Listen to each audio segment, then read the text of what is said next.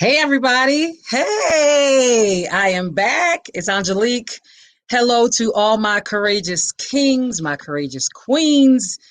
This is episode 19 of my weekly podcast, Silent No More.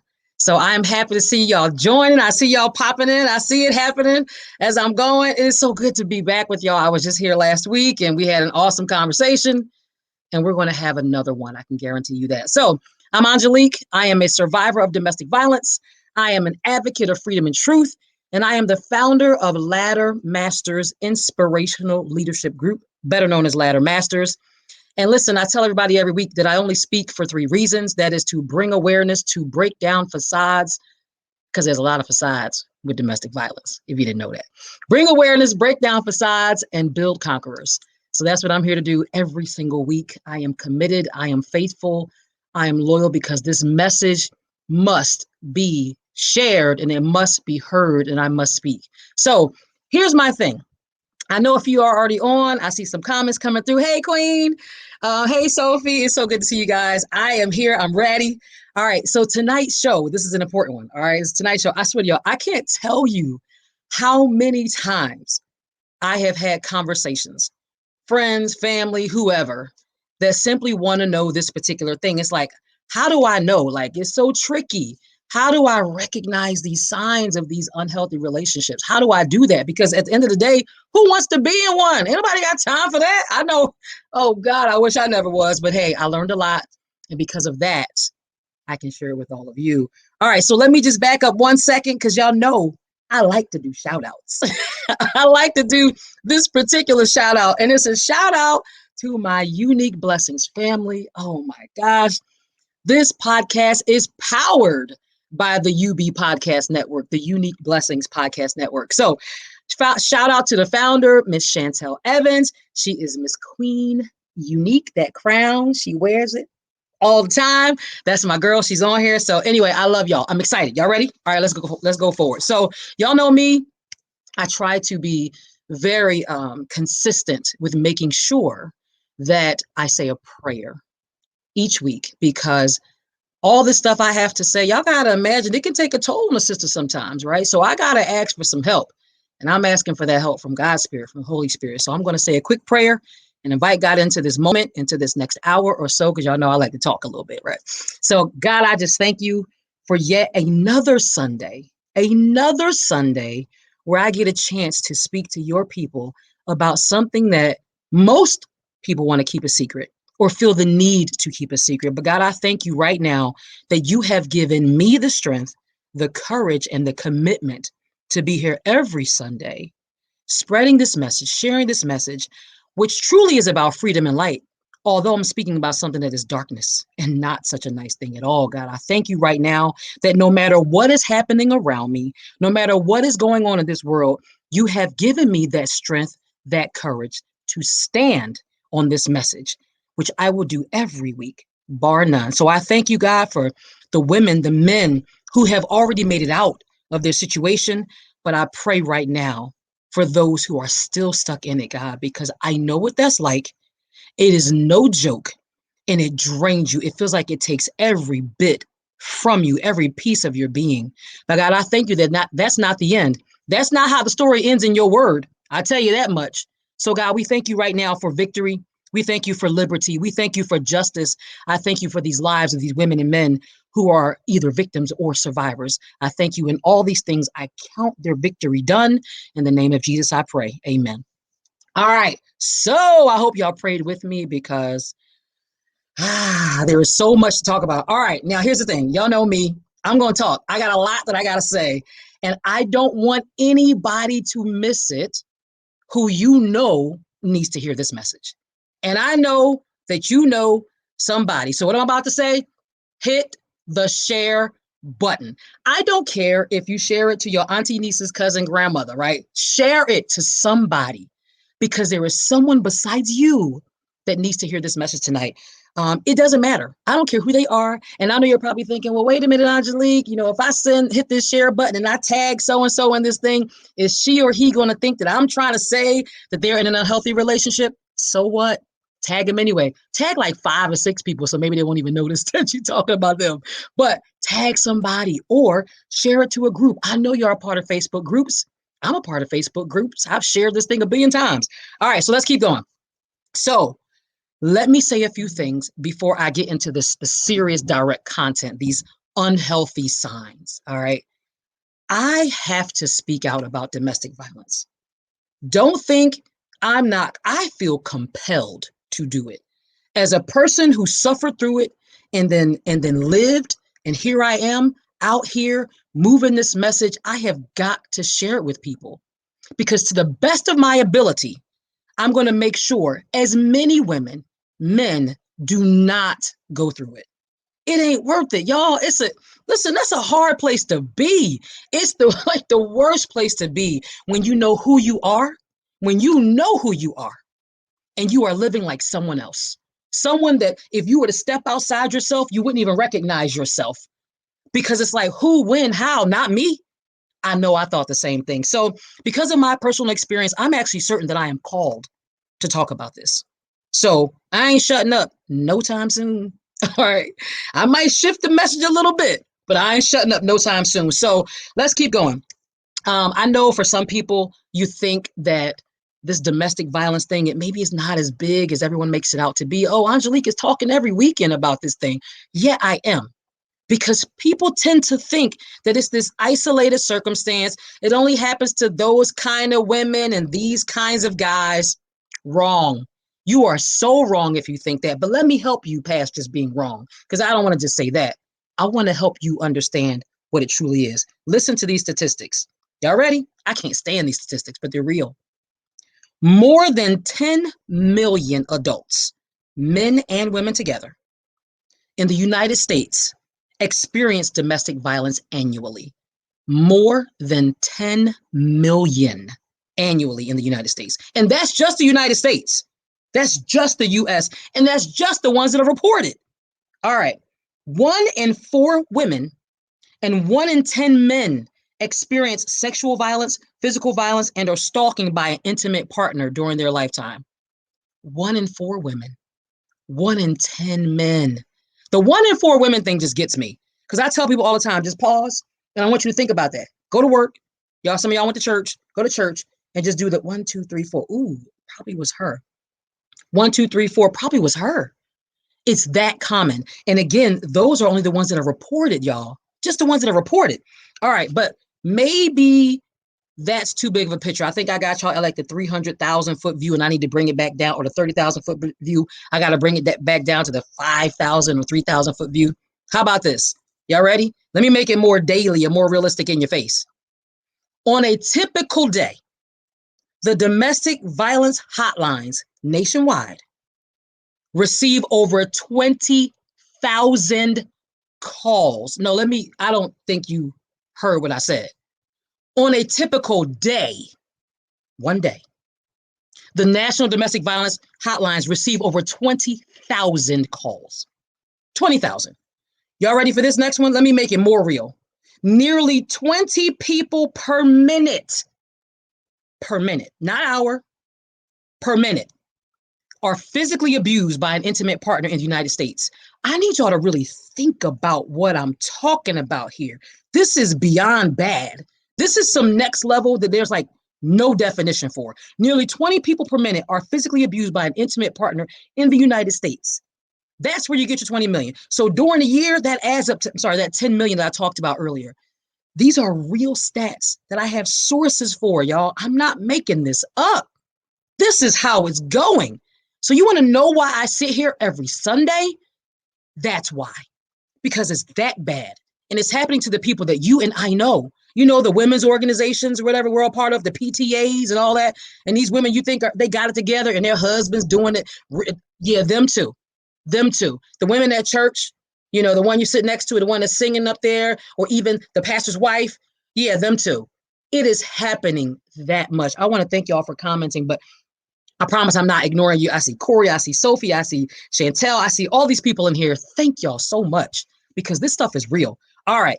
It is bad out here, y'all. It is bad. Women and men are being deceived left and right. Oh gosh. I mean, I just they look up. They think they're in something, they're in one thing, and they look up and they're in hell's kitchen. And I mean it. That's exactly what it feels like. And they are trying to figure out how they got there. All right. So recognizing the signs of an unhealthy relationship, thus potentially abusive. Oh my gosh, it's so important because I don't want you there. Or if you have been there, we certainly don't want you there again.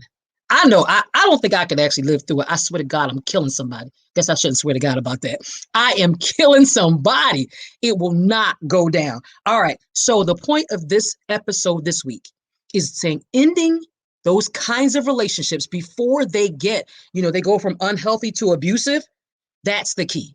That is the key. So nobody wants to literally be fighting for their lives. That was me. I don't want to fight for my life ever again the way I had to. Trust me, you don't want to be there either. So before it goes down, let's have a little bit of wisdom. Let's make sure we understand what the deal is. Oh, Sophie, anytime, anytime. I am here every week. I really need to bring you on the show because you are faithful, girl. All right. So today, what I'm going to do is I'm going to take you through these 10 unhealthy signs, unhealthy relationship signs. I'm going to keep it to these 10 because they just make sense and they just work. And I want to give you a framework to work from. All right. So big shout out to an organization called One Love. All right. Big shout out to One Love because they actually provided a lot of this information in a nice, neat little package for me to take and then to basically put my Angelique spin on it. Y'all know me, I always got something I got to put my spin on, right? So we're going to take these 10 and go from there. So while everyone, let me say this, while everyone, everybody's on here, everyone does unhealthy things sometimes, right? We all do. We lose control of ourselves. We say different things. Everybody does that. It's not a doubt. But we can all learn to do things better and approach our relationships a lot better, shifting them to healthy behaviors. But it's very different when you are seeing a pattern of unhealthy behaviors and signs in a relationship. Those are the ones I'm talking about tonight. Those things that keep resurfacing, no matter how many apologies come, no matter how many sorry babies come, no matter how much good sex comes, oh no, whatever, that doesn't fix it. Unhealthy is freaking unhealthy, and we don't need you in it. So, what are these 10 signs? I'm going to tell you what they are real quick, and then I'm going to walk you through the details of each one. Number one, intensity. First unhealthy sign, intensity. I know some of us be like, but he just loved me so much. No, girl. Intensity is one of those unhealthy signs. Are you taking notes? You taking notes? Because I'm about to go. Hey, Miss Johnny is on here. Hi, Queen. It's so good to see you. Okay. So are you taking notes? If not, break them out. I don't care if you use your cell phone to take notes. The first sign is intensity. The second one is possessiveness. Sound familiar? Yeah, that's a common one. So that was number two. Number three, manipulation. Mm-hmm. These all sound real familiar. You're probably like, yep, that sounds about right. Number four, isolation. Yes. Number five, sabotage. Woo. You see me turn my chair? Mm-hmm. Y'all know about sabotage? I know a lot about sabotage. I definitely do. Number six, belittling. Belittling. Number seven, guilting. Oh my gosh. Number eight, volatility. Number nine, deflecting responsibility. You didn't think about that one, did you? Wait till we get to that one. Number 10, betrayal. Intensity, possessiveness, manipulation, isolation, sabotage, belittling, guilting, volatility, deflecting responsibility, and betrayal. Now, I'm about to get rolling. So if you have not yet shared this live, stop right now. Find somebody. Think of one, two, three somebodies. Tag them in it. Share it to a Facebook group because I'm about to get rolling. You know, when I get rolling, I don't stop. So let's do it. 10 signs of unhealthy relationships. Number one, let's dig deep into each one now. Intensity. All right. Intensity is when someone expresses very extreme feelings and over the top behavior. So, what did I just say? Extreme feelings and over the top behavior that feels overwhelming to you. I have definitely been there. Things are getting too intense, too fast. And if you feel like someone is rushing the pace, have y'all ever been in one of these? Am I like making this up? Am I talking to myself? I swear. Yeah, real talk, real talk. Toxic. Hi, Regina. How are you? Yes. So it seems obsessive, doesn't it? Think about what I'm talking about. Try to picture if you've been there, done that, or know of someone who's been there. Seems obsessive about wanting to see you and being in constant contact. Hey, Karen. Karen said yes. I don't know what you're saying yes to, Karen, but you probably said yes to all of them. It's like, yes, I know what you're talking about. So seems obsessive about wanting to see you and be in constant contact. But let's stop for a second. I said a lot. Extreme feelings, over the top behavior that actually feels overwhelming to you. Things are getting too intense. You feel like that person is rushing the pace, they're coming on too strong, too fast. And it seems obsessive, meaning they want to be in constant contact, know where you are, all these things. So here's my question. Why do we completely miss that or misinterpret that unhealthy relationship behavior? I want y'all to comment. I'm going to say some things, but I'm asking you, why do we misinterpret that or completely miss that unhealthy relationship sign of intensity? Why? Why do we miss it? I'm trying to talk slow and let y'all pop in. But yeah, we miss that. You know why we miss it? Oh, I hate even saying this because I think this was my thing too.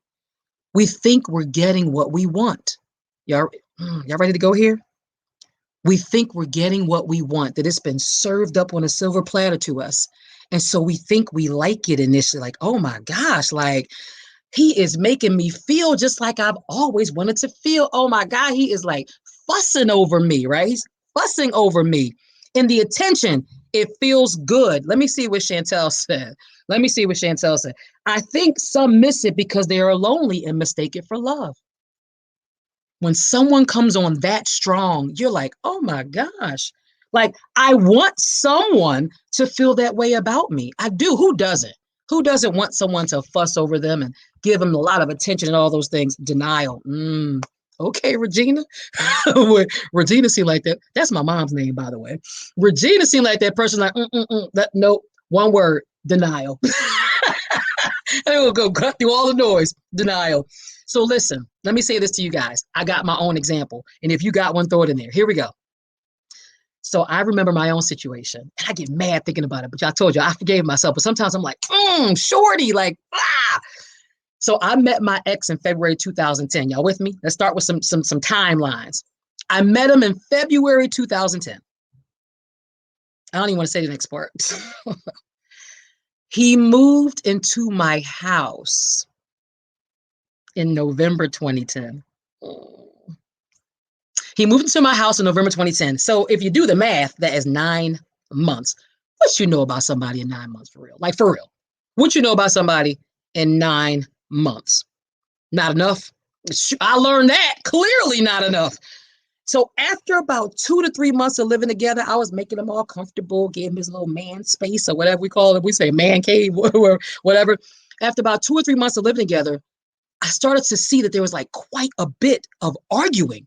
Like there was always these arguments happening. I felt like, wow, we didn't have any of this before, but I don't know what's going on. Just miscommunication. I don't know what you call it. Hey, Jacob, how are you? How are you? You said the length of a pregnancy. You're so stupid. You're right, though. That's the length. Basically, we say 10 months, but the length of a pregnancy. I mean, how much do you learn?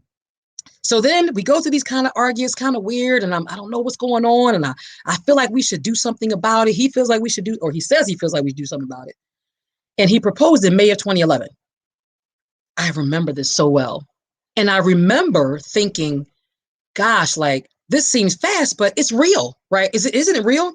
Well, after the proposal, we actually had two wedding ceremonies. The first one was in October 2011, and the second one was in June of 2012. But between the first ceremony and that second big party ceremony, you want to talk about arguing? You want to talk about problems and drama? And I started to first see that level of like abuse here and there with the money. Oh, I remember, couldn't keep a job. All the stuff was going on. Listen to me. Listen to me. I want y'all to be real clear about something that happened. This is like intensity and manipulation together. I remember the words being said to me that the reason we were arguing is because God wasn't pleased with what we were doing. Now, don't get me wrong. I could see that. But the manipulation was that ain't matter to him. The arguments were being created on purpose. But what the manipulation was God is upset with us and not pleased with us. And so I'm going to say this to you because why he knew it would sink into me because of the walk I had at the time, or at least the walk I was on at the time, that was now all mixed up with him. But it was God. I'm going to say God is not pleased. So what did that do? Well, shoot, we better get married then because that'll fix it. Oh, my God. When I think back to it, it just makes me, Well, then if we're married, then we can get rid of this sin thing and we could be living right. And then we could do it God's way. Y'all hear me? He ain't care. That was not the reason for the arguments. The reason for the arguments because he was manufacturing them. We'll get to more manipulation in a second.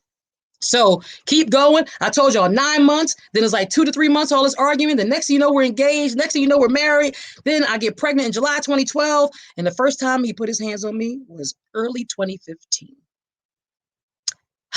We'll just keep going. But I want to make sure y'all understand that you have got to slow these things down. I tell people all the time, abusers hate time. Are y'all listening?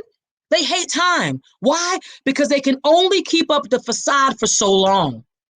They can only be the fake them for so long. We have got to make sure you almost wait it out and pay attention and watch for signs and watch for patterns. I can stay on this one forever. I'm going to go to number 2. Let me see what y'all got in here. Hey, thanks for tagging people. Thank you, thank you, thank you. Kara said, preach. All right, let's keep going. So, here we go. Number two, possessiveness. That is when someone is jealous to a point that they try to control who you spend your time with and what you do. This is a simple one, but we know it, but it happens. So while jealousy, now listen, this is, again, One Love says it. While jealousy is a normal human emotion, it really is. We all at some point have felt it. It becomes unhealthy. This is what we're talking about. Unhealthy when it causes someone to try to control, or lash out at you. That is very different. All right, what kind of comments? We got some stuff jumping up in here. All right, thank you so much, Jacob. You're doing the thing. You are doing the thing. You are tagging and tagging. I appreciate you. This means getting upset when you text or hang out with people that they feel threatened by. I told you I had my best friend on the show a couple weeks ago. Yep. When they get upset, they get angry. When you are hanging out with, texting, talking to people they feel threatened by, somebody that might mess up their whole game. So basically, they're wrongly accusing you of all kinds of things, flirting, cheating, or even going so far as to stalk you. I will never forget the moment when, well, I've had a couple of those kind of stalking moments, but I'll never forget the moment my mom came in town. She came in town, and boy, oh boy, was she giving me the strength and the life and the words I needed, and he couldn't stand it. We left the house and went to lunch. We were sitting at this Asian bistro called Akahana. We're sitting up on like the little deck outside, and lo and behold, when I tell you I saw the vehicle, his vehicle, my vehicle, come creeping past, trying to figure out where we were, I couldn't believe it. Thank God for the awning that kind of hid where we were. But I was like, oh my God, is he sitting? Mom, oh my God. Like, I remember this, like, oh, it was terrible. And she was like, Shorty, just calm down, just look this way. But it's possessiveness. I don't want you with anybody who gives you strength. I don't want you with anybody who even slightly reminds you of the power that you have. It's possessiveness. Possessiveness is desiring complete control over someone else. It's ridiculous. All right. So I'm going to keep going. But do y'all know what I'm talking about? We've been through 2 so far. We've been through 2, intensity and possessiveness. Y'all with me? All right. Thank you, Jacob. You are doing the thing, brother. Corey, thank you very much, too. All right. Number 3, manipulation. This is unhealthy relationship sign number 3, manipulation. When someone tries to control your decisions, your actions, your emotions. Manipulation is actually really hard to spot. And this is where a lot of us get hung up.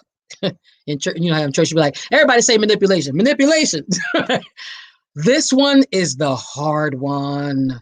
That's so hard to spot because manipulators are really, really good at lying. Can I get an amen? Ooh, they are really good at lying. So let's keep going. Manipulation is hard to spot because it can be expressed subtly or in very passive aggressive ways. I don't want to miss any comments. I don't want to miss any comments. Who is this? Hey, oh, hey. Oh my God. Not related, but just wanted to say, I see you doing your thing. I'm so proud of you. Oh my gosh. That is Spanky, y'all. We ain't going to go into, we're not going to take it way back to Price Street, but that's a brother right there. That right there is basically blood right there. So thank you. I'm so glad you chimed in. All right. So you know you're being manipulated when someone is trying to convince you to do things that you don't feel comfortable doing. I have been down that road. Everything from what to do with my money to how to pay bills to all kinds of stuff. Y'all, it's crazy. So doing things that you don't feel comfortable doing ignores you. Oh, I have been here. Ignores you until they get their way. And sometimes it's not even ignoring you. Sometimes it's actually being aggressive towards you or tries to influence your feelings. Oh my gosh, I have so been here, y'all. So how can we manipulation? How can we misinterpret? I want y'all comments. When you're being manipulated, why do we often misinterpret what's going on or completely miss the signs of manipulation? Why is that? Why is that? Why do y'all think that is? Because this one's tough. It really is tough. I'm going to tell you what I think. Y'all know I always got something to say. I think it's because we trust too much. And here's my thing. Trusting is okay, but sometimes you got to verify. Trusting, I think, is a big part of the problem. So let's talk about it this way. All right, we think, because I remember getting to the point of trust, and a lot of the trust came from the truths I thought he was telling. Are y'all hearing me? The truths that I thought he was telling made me think he was trustworthy because I was like, oh, well, wow, if someone tells you something like that about themselves, then I mean, who would expose something like that? The issues with the past marriage, the issues with this and that. So you almost think that you're hearing the truth. But you're getting a piece of it or some twisted version of the truth. And that's how we miss it. I'm going to keep going because I want to make sure that I'm not missing. Yes, yes, yes. Sophie, Sophie, Sophie. A good heart. A good heart. You don't necessarily see the danger in the person. And the person that they've shown you doesn't seem dangerous, right? It's like I'm not getting the big alarms going off.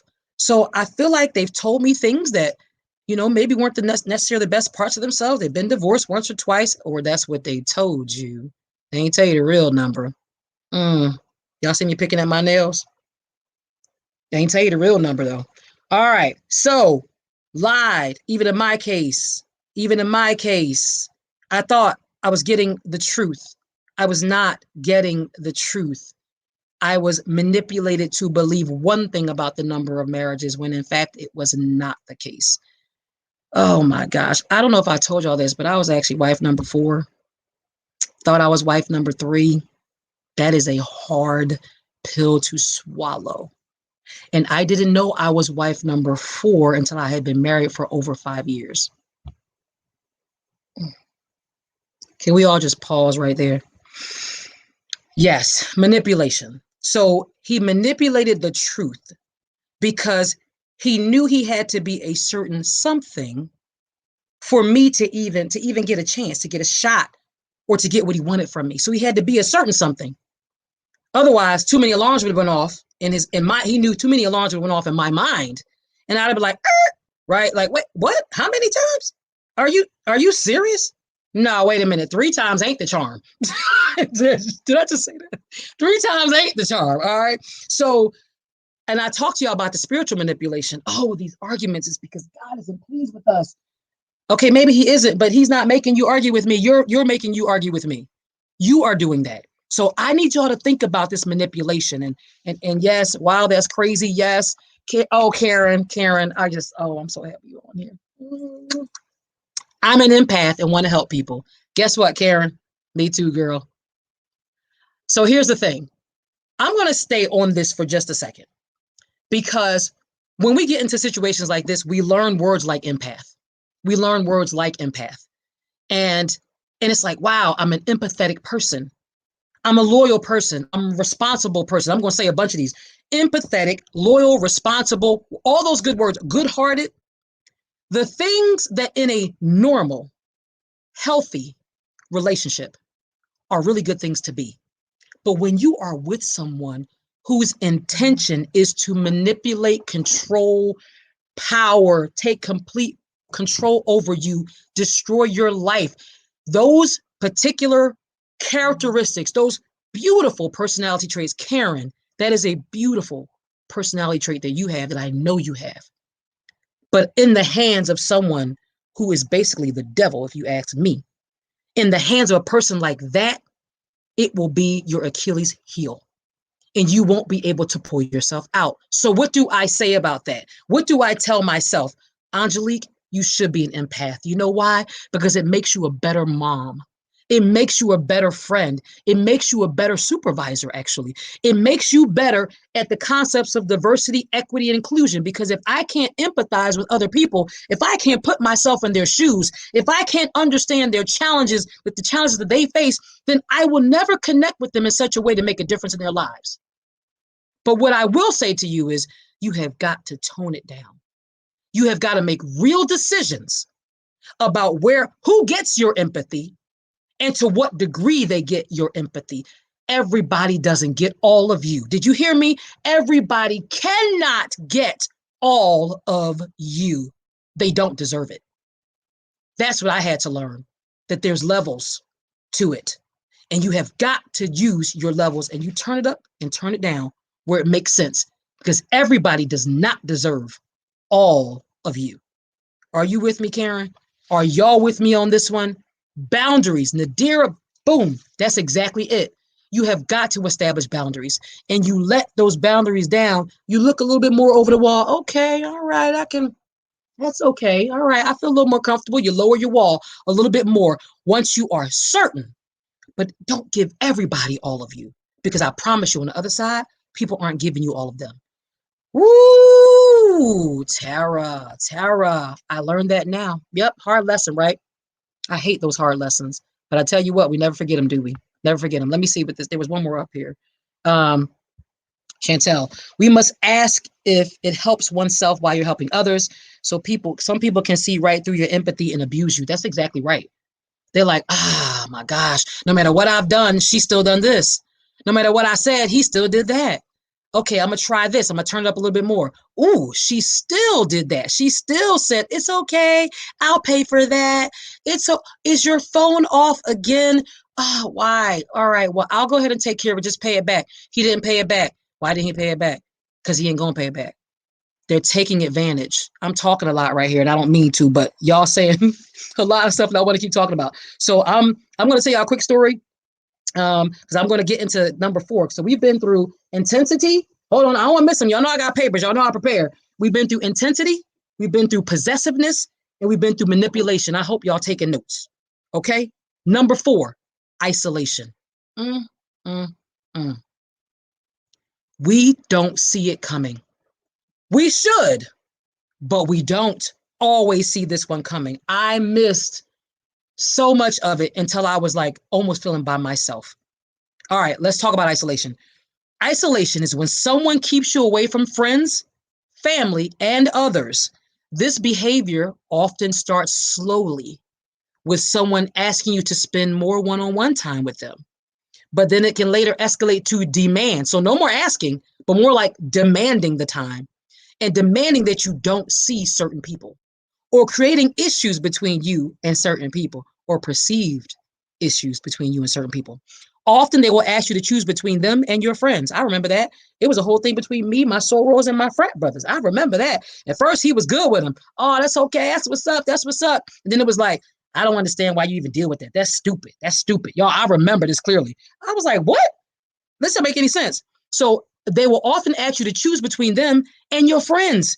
Insist that you spend all of your time with them, or make you question your own judgment. of your friends and family. God, if y'all watch my birthday episode, if you haven't seen it, it was on Sunday, August 29th, my 44th birthday episode. This one right here, isolation, huge part of my story. Huge part. All right, let me see. I don't want to miss anything what people are saying. Yes, we need to learn the lessons so we don't take that class again. Yeah, I'm good. I'm good. I ain't trying to sit in the front row, the back row. I don't need the Cliff's notes. None of that. I'm good. I don't want to take that class again. All right, so here we go. All right, so if you are experiencing isolation, you may end up feeling like you're dependent on your partner for love. And that's exactly what they want. That is some unhealthy stuff right there. So it could be for love. You depend on them for money. You would depend on them for acceptance. They basically try to make themselves your entire world by forcing isolation or creating isolation from the people who really care about you. Why do we misinterpret or completely miss this one? Why don't we see this one coming?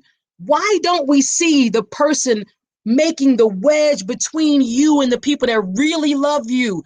Tell me, y'all. Y'all tell me. I'm got some things. Y'all know I got notes.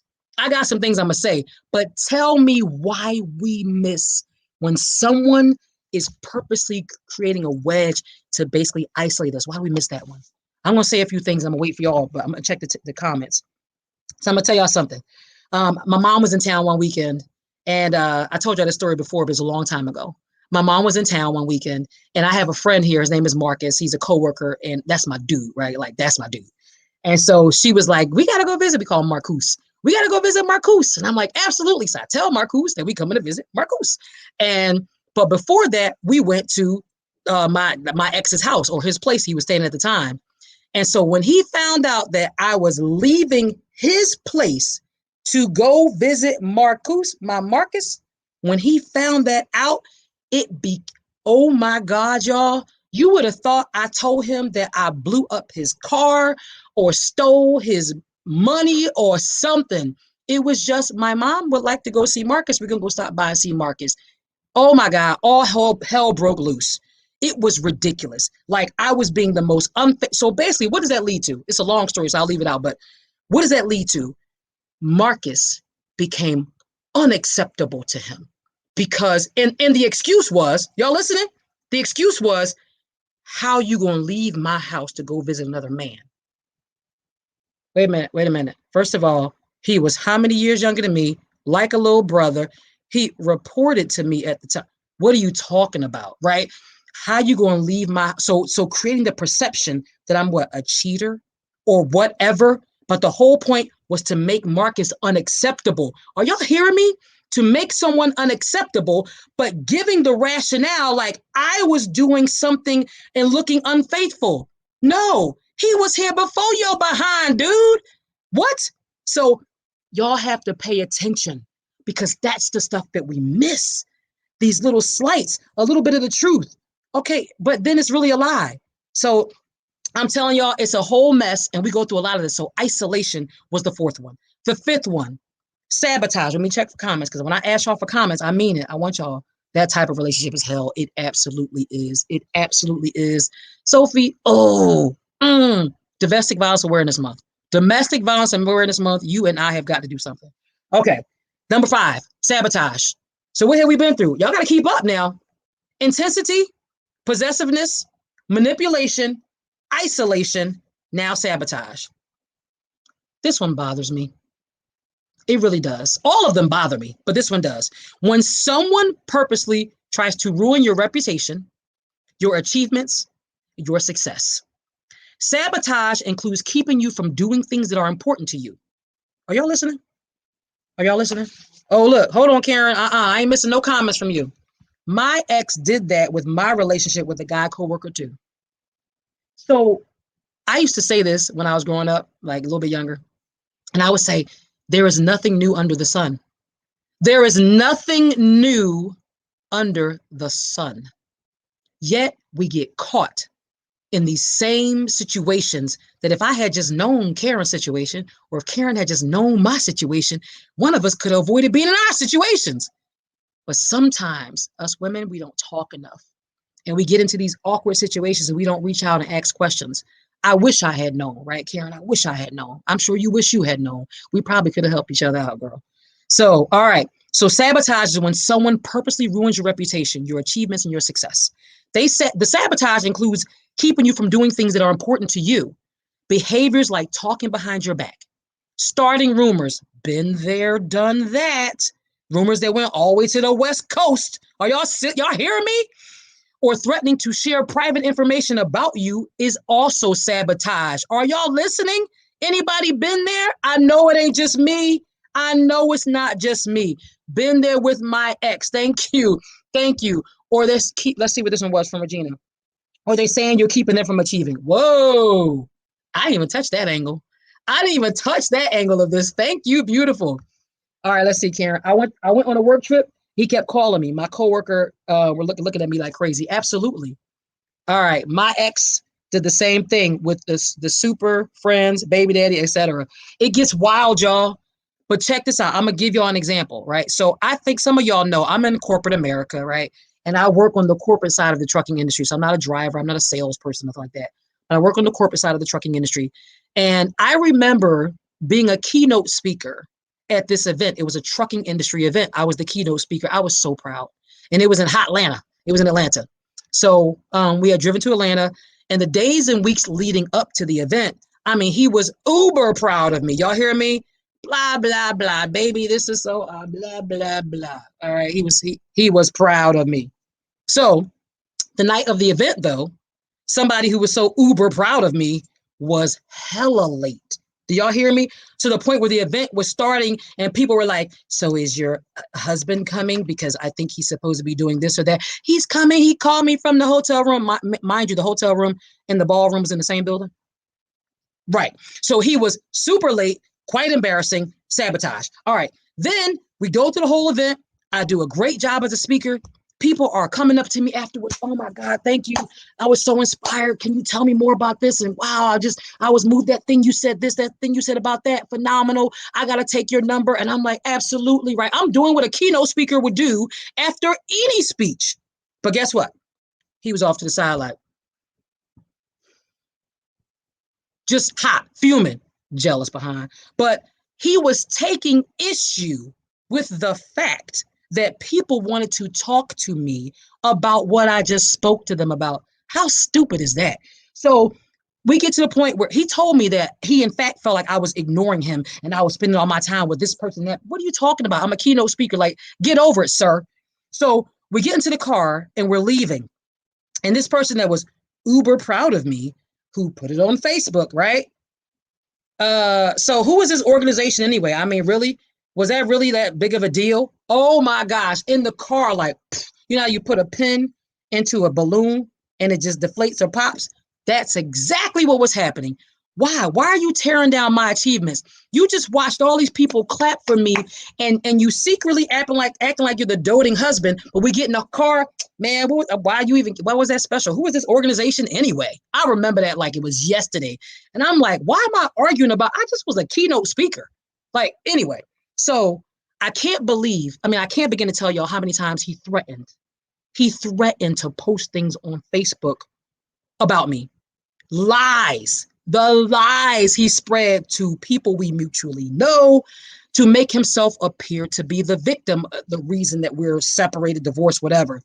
The lies he put, listen to me, in court documents. He put lies even as far into court documents, black and white, about me sleeping with other men, just so that he could extract more money from me through alimony. It didn't work, but he tried. That's sabotage. Now, I'm talking about stuff that's happened way, way when we got into the abuse, but I'm just making y'all understand that these threats, I'm going to do this, I'm going to say that, I'm going to tell people this, I'm going to tell people that, man, F them. Tell it. Whatever. People know me. They know me. I'm not the liar. I ain't the one known to be the liar. However, you, different story. All right. Y'all don't even know. So we just got through 5 of them on number 6. Number 6 is belittling. So listen, I'm keeping y'all up to date here now. We have been through intensity. We have been through possessiveness. We have been through manipulation. We have been through isolation. We have been through sabotage. Now we're on belittling. Hold on, I want to miss comments. Jealous of you. Yep. Yeah, pretty pissed that people notice you. That's what it was. Pretty pissed that people notice me. No, how dare you be special? Oh, no, no. I need you to stay beneath me. And if you ever rise above me, I'm going to do what I can to suck all the power out of you because I feel like I'm nothing.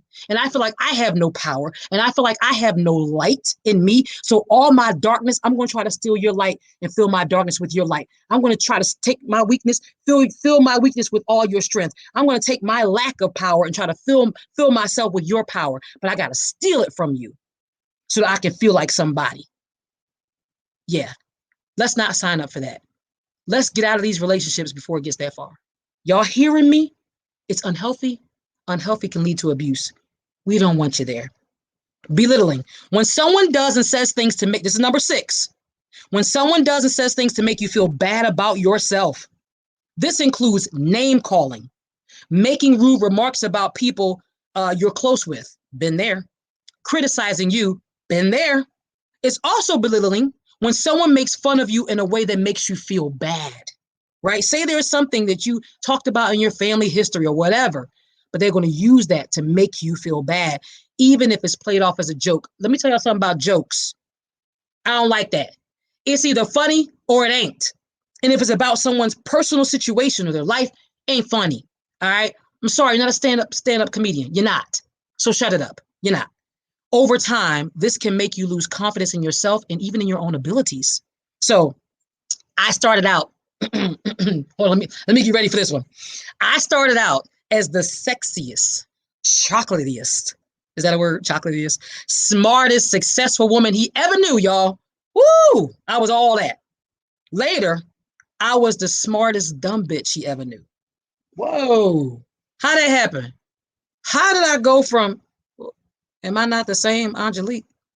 Yeah, this is me. Yep, it's me. Yep. I had never been called a bitch by a man before him. Never. Here it is. The smartest dumb bitch he ever knew. Right. No, sir. That's not me. You are projecting and that don't work. Living up in my house and comparing me to his exes in my house. Okay, I just wanted to make sure we were all on the. Okay, good. All right, good. So compare me to his exes. So and so would have never done that. So and so knew how to do this or that. Well, how about this? How about you call up so and go have her do that? How about that? Okay. Now I'm being a jerk. I'm being a jerk. I'm being a jerk. Name calling. Heard that one too. Mental abuse is a death sentence for so many people. Miss Johnny, thank you. Because I know what we all think. I know that we all see the vivid images on TV and we see these pictures of women and they are bruised. And let me be clear, I always make this clear. That is domestic violence. But because we're looking for just that, we're looking for blood, we're looking for bruises. Because we only look for that, we miss all this other stuff. We miss all these other signs because we think abuse starts when the eye gets black or when there's marks on the throat. That's not where it starts. It starts well before that. It starts here, psychological, emotional. It starts there. Then some financial. A lot of times the physical abuse is the last thing you see or that occurs. So let's all pay attention. Sophie, wow, facts. Kira! Ah! Oh my gosh. Y'all, Kira like right across the street from me. That's my girl. Hey, yep. We'll go with so and so then. We'll go then. Deuces. Are we say that in Philly? Deuces. Deuces. All right. I love y'all. Y'all comment and verbal. Thank you, Regina. Let me tell you something about Regina. I need to go on and meet you because you be like this. I got 1 or 2 words to say. I'm gonna make my point and I'm out. I love it. I love it. To the point. All right. So that was belittling. That was number 6. Y'all ready for number 7? Guilting. Guilting. That's when someone makes you feel responsible for their actions or makes you feel like it's your job to keep them happy. No, it ain't. But they make you feel that way. They may blame you for things that are out of your control and make you feel bad for them. I will never forget the day I was with my ex. We weren't married at that time. And I remember the very clear moment where I turned to him and I said, why do I always feel like I'm in trouble with you? Like, why do I feel like I'm always saying sorry? Y'all, I remember it like it was yesterday. And if I would have stuck with that feeling and knew what it really meant, that it was a play to make me feel guilty, to put me in a situation that I was in later. God, but I remember saying it. Why do I feel like I'm always in trouble with you? Why do I feel like I'm always apologizing for something like the smallest stuff? Anyway, gosh, what's this one?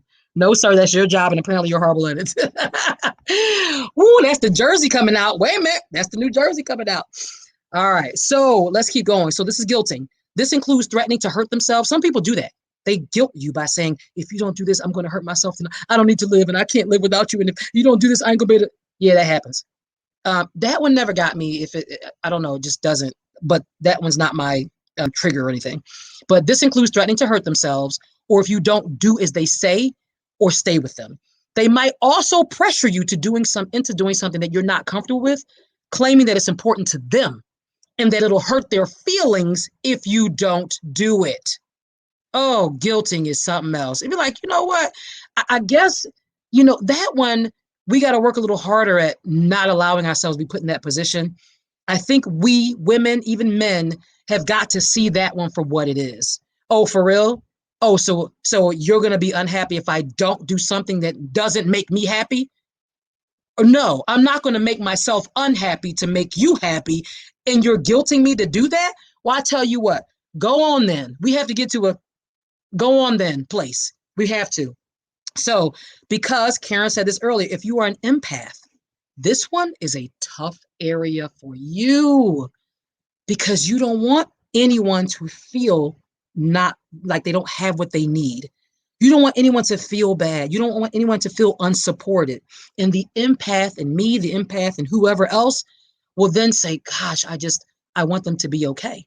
I want them to be happy because you feel other people's feelings. This is when I said what I said earlier.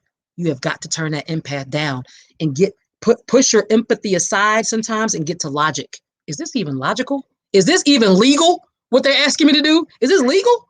No, I ain't doing that. We had a music business together. Me and my ex had a music business together.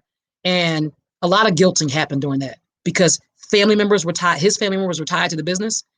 And we were struggling financially, but yet he wanted more and more equipment, more things, more applications for the studio. It was crazy. And that kind of pressure, that led to a lot of pressure and his anger rising. It was crazy. What I wouldn't do was causing all these other things. And if I didn't give in, or as he would say, you could just float some bills. You ever hear that one? You could just float some bills. Oh my God, as he called it. You're not going to do this? Oh, okay. You know how this is going to affect so and so? Like making me feel bad about how it's going to affect this other person if I didn't do it when it wasn't logical to do.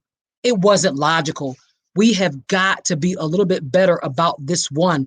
We got to turn down the volume of that empathy and turn up the logic. Are y'all hearing me? Turn down your empathy. Recognize this one for what it is. Turn up the logic. All right. Thank you, Corey. That's a narcissist, crazy person. Yes, indeed. Yes, yes, yes, indeed. All right, we covered a lot. Now we're on number 8, volatility. When someone has really strong, unpredictable reactions that make you feel scared, confused, and intimidated. A volatile person makes you feel like you need to walk on eggshells around them. Oh my God. If I do this, is he going to do that? Well, let me not do that because just in case that makes him feel or think this. If you have been through any type of abuse, the walking on eggshells is a real thing. You are constantly on high alert. Constantly on high alert. You are hyper vigilant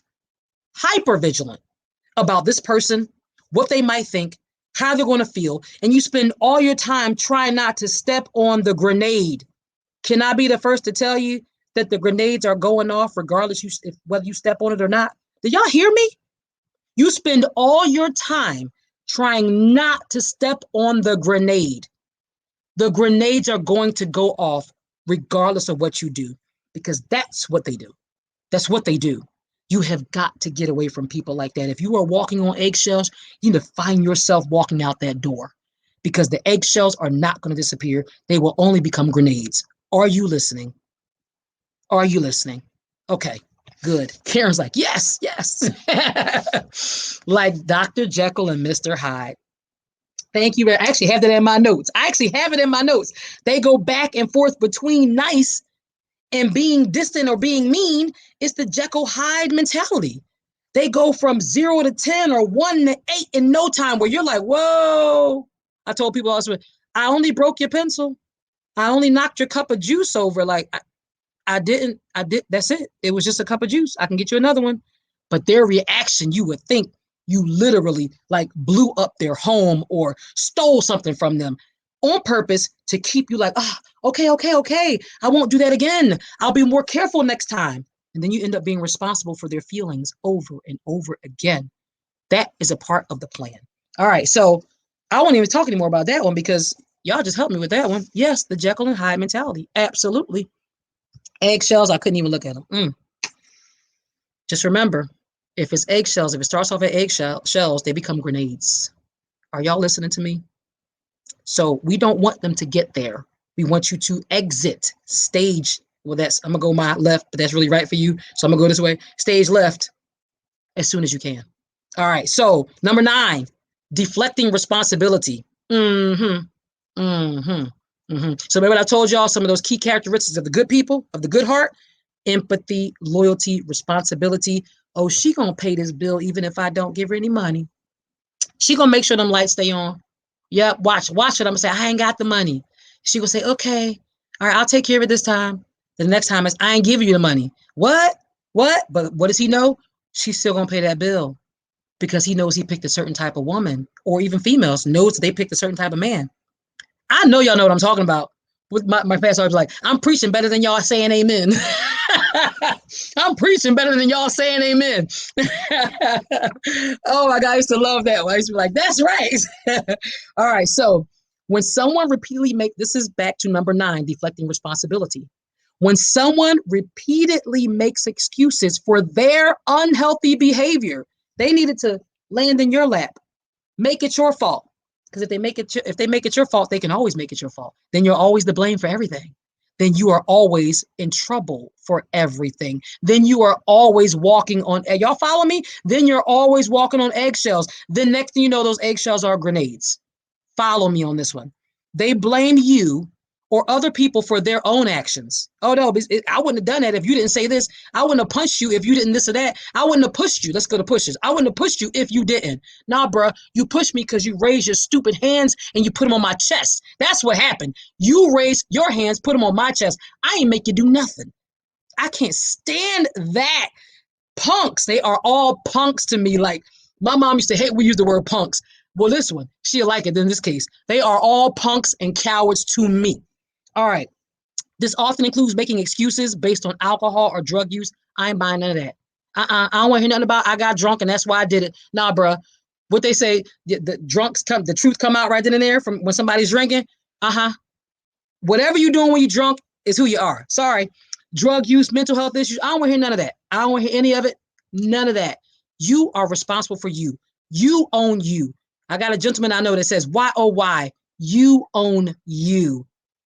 You got to take care of that. You got to stop your own actions. You have to control yourself. All right. So I have been there with being responsible for it all and being made to feel responsible for it all. And it just gets you nowhere fast. Last sign, number 10, betrayal. Betrayal. That is a serious one. When someone is disloyal or acts in an intentionally dishonest way. I told you about how many times he's been married thing. That was intentional. They may act like a different person around other people or share private information about you to others. That is betrayal.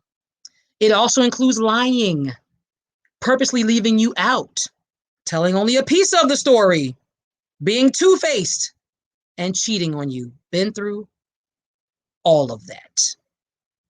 All of that. So how do we not see that coming, or how do we stay at the end of that? I mean, you guys, I know y'all know some of this stuff. I know y'all been there. Punks jump up to get beat down. I'm gonna kill Kira. Y'all know that song? That's like 80s hip hop, maybe 90s. It might be early 90s. All right, so this is really important. It is 8:02. I'm gonna stay on here till 8:15. So hopefully some of y'all can stay with me because I'm gonna close this thing out real tight. Because I can't leave you with just the negative stuff. Because I've been through a bunch of it. Let's see. Hold on, y'all know I got these papers, right? We have everything from intensity to possessiveness, manipulation, isolation, sabotage, belittling, guilting, volatility, deflecting responsibility, and betrayal. Yes, real things, but I can't leave y'all there. I can't leave you at just, well, here's all the bad things. I need to talk to you about the healthy side. So I'm going to close on a high note, okay?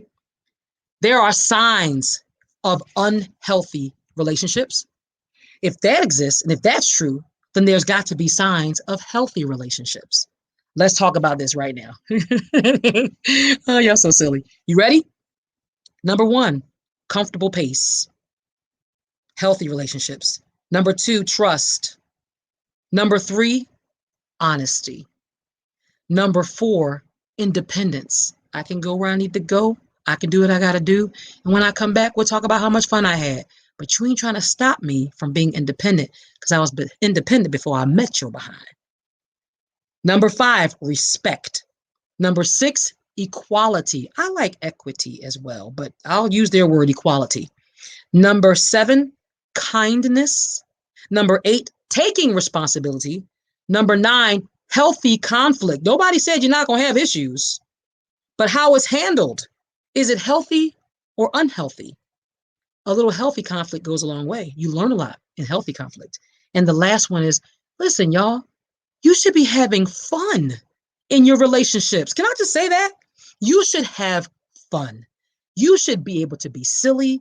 You should be able to just like act up and be yourself. And if you are unable to do those things, you shouldn't be there. Healthy relationships should bring out the best in you. They should make you feel good about the relationship, but more importantly, about yourself. A healthy relationship does not mean a perfect relationship because, first of all, we all know there's no such thing as perfect. And no one is healthy 100% of the time. We all have issues. We all deal with things. We have triggers that get to us. We all do. So no one's healthy 100% of the time. So you can't be looking for a perfect relationship. You can't be looking for a 100% healthy all the time person. But that's very different from someone who is purposely demonstrating unhealthy behaviors because that's a pattern. But the healthy relationship signs are behaviors that you should strive for in all of your relationships. You should take these things and check them off, right? Like, let me think about the dude I'm with right now. Let me think about this chick I've been spending my money on and she living up in my place. Whatever the situation is, I need you to go through these 10 right here, the unhealthies and the healthies. And I need you to compare your situation. And if you know somebody that's in a relationship that you're like, Angelique, I think I've been seeing some belittling or some guilting because when I talked to him or her the other night, that's what I heard. I'm going to need you to share this. Share it. One Love is a website. They've got this stuff out there, y'all. Healthy relationships manifest themselves as healthy communication. But in order to have a healthy relationship, you need to love yourself. Stand for yourself. Remember, look for a comfortable pace, trust, honesty, independence, respect, equality, kindness, taking responsibility, healthy conflict, and fun. Bottom line, all those things. All right. So let me say this in closing because it's getting close to the time. I'm so glad y'all stayed with me. Y'all are the best. And Karen says, say it for the people in the back. I love that. All right.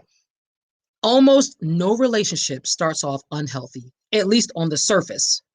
Everybody's on their best behavior. As we all like to say, everybody sends their representative. That might be a Northeast thing. Oh, he sent his representative. She sent her representative. As a result, you really like their representative. That's who you fall in love with, their representative. You become loyal to the person that's shown to you. You begin to trust the person that they've shown themselves to be.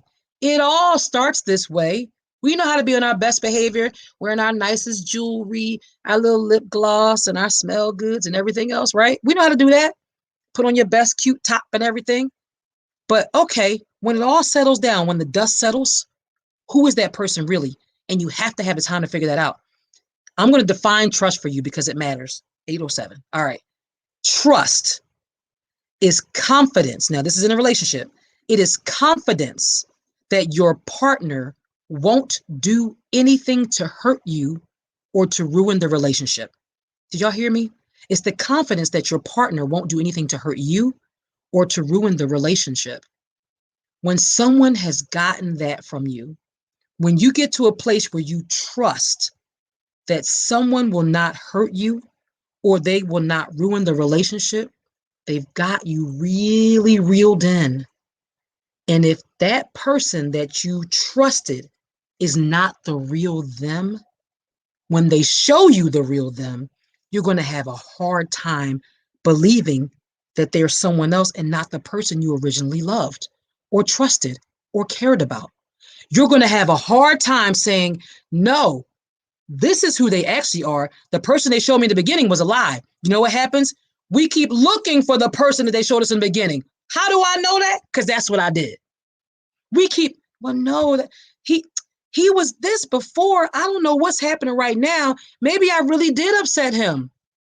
Maybe I really did do the wrong thing because I know he was this person. I trusted this person, but right now he's behaving like this. So maybe it was me. Uh, uh, uh. Don't be fooled. I have become the queen of, listen to me, I don't care who you are, a relative. I don't care if you are auntie. I don't care if you are God, this or that. I don't care if you are a professor, if you are a coworker. I have become the queen of who is this person today? Who are they to me today? No more of, but I remember when we first started dating, he used to buy me this and that, and he used to say this and that to me. Yup, I bet he did. Who is he today? That's what you need to ask yourself. Who has he been for the last 2 weeks, the last month? That is who he is. Be okay with accepting that you trusted their representative, but who they really are is not that representative, and you got to go. Harder to do, easy to say, but if you want to save yourself years of heartache, if you want to save yourself the pain of a terrible relationship, abusive relationship, you got to recognize the signs now. Accept people for who they are today, not who they were when you met them 10 months ago. Are y'all feeling what I'm saying? Are you hearing what I'm saying? Stick with me. Yes to the representative. Yes. Hey, Trisha, how are you? Listen. That's what I'm ending on. You have got to say to yourself, trust is fragile. I trusted this person, but the way they're behaving is not how they were behaving before. I need to accept who they are today. Because if I keep holding on to the facade, what did I tell y'all? I'm here to bring awareness, break down facades, and build conquerors. The person before was the facade. You've got to get away from that person, period. Are y'all with me? All right, so let me see what else I want to say. I think that's pretty much it. Just remember one thing.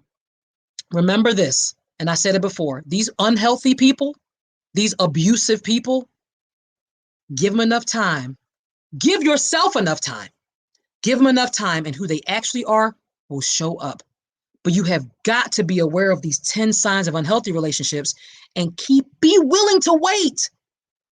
Keep an eye out for those things. Make a note. I don't care. Get a journal, get a diary. I don't care what you do. Speak into your voice memo. I did this before on September 12th, 2021. I was out on a date with whatever his name is, David, and he said this thing that I didn't like. I'm telling y'all, I've done this. He said this thing I didn't like. Here's what he said. Here's what I said back. Here's what he said again.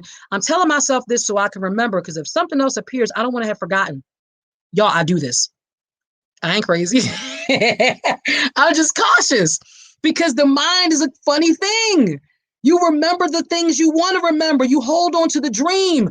Stop holding on to the dream.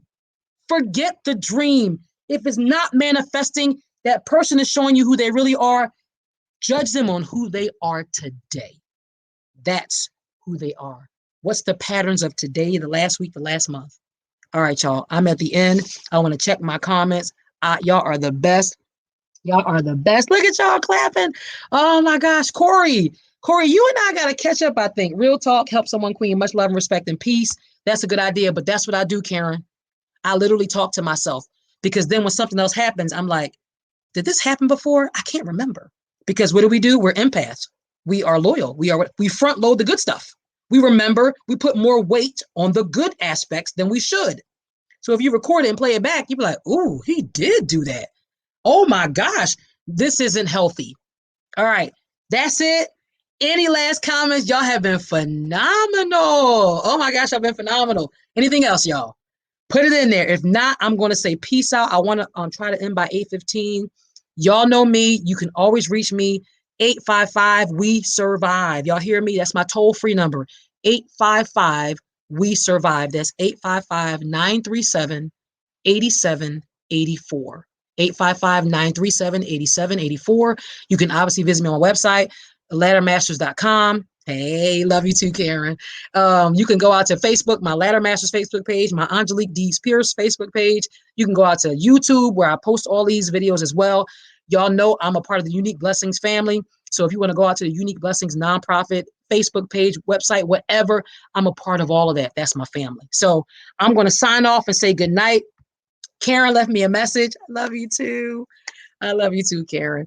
So that's for all y'all. Chantel, she's got the closing words, the closing thought. Thank you for being a voice and a unique blessing. I love y'all. Have a good night. I will see y'all next Sunday. All right. See y'all later.